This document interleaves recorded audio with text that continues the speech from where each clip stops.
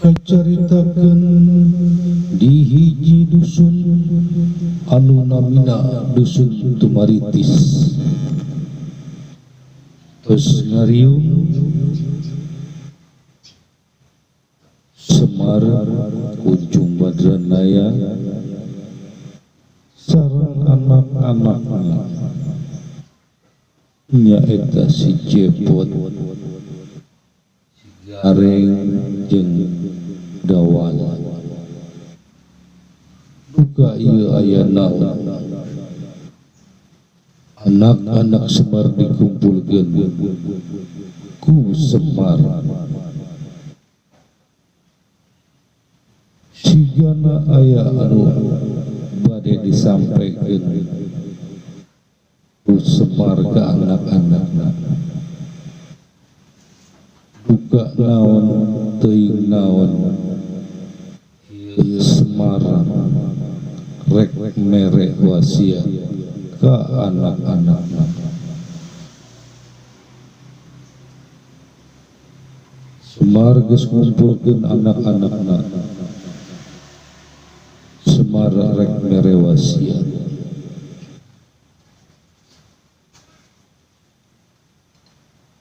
Apal teu kunaon maraneh dikumpulkeun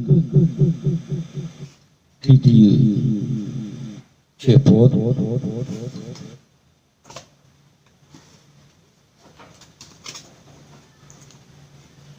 abdi Bapak Dawala. Iya Papi. Gareng siap Bapak. Tipoe ayeuna Bapak rek indit maraneh tong pasarea jeung dulur tong pada adu badan, tong pada adu awang jeung dulur, kudu akur, kudu silih tulungan. Lamun lain jeung dulur jeung saha deui maneh kudu akur jeung dulur. Cepot Dawala Gareng tong pasarea selama Bapak teu aya di dieu. Omat Bapak pesen sawah 5 hektar tong dijual. Kunaon gitu Pak? Eta sawah batur Cepot, lain sawah Bapak. Bisa wae Bapak. Eta kontrakan anu 100 panto tong dijual.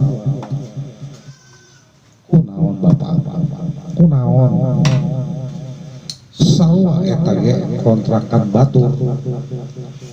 Lamun dijual nu bogana bakal ngambek. Atuh eta mah lain kontrakan Bapak. Nah atuh wasiatna kitu. Hiji deui domba anu 100 tong dijual. Eta domba batur. Domba batur paling baik. Oh bener atuh Pak. Eta ge domba batur tong dijual.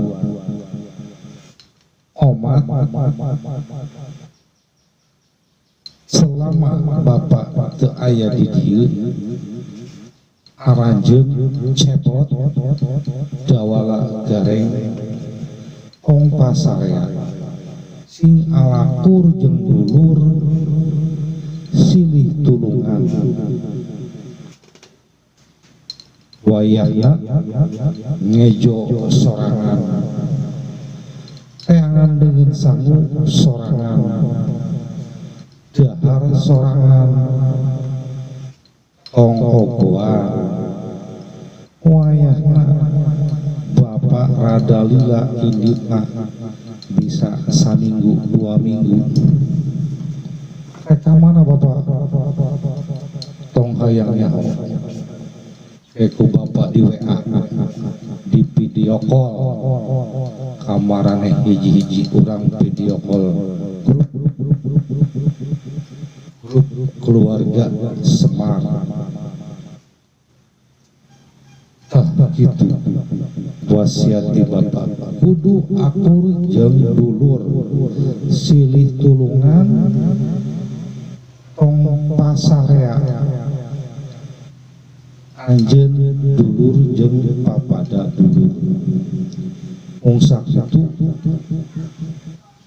sabab aranjeun dikumpulkeun eta wasiat ti bapak bade indit ayeuna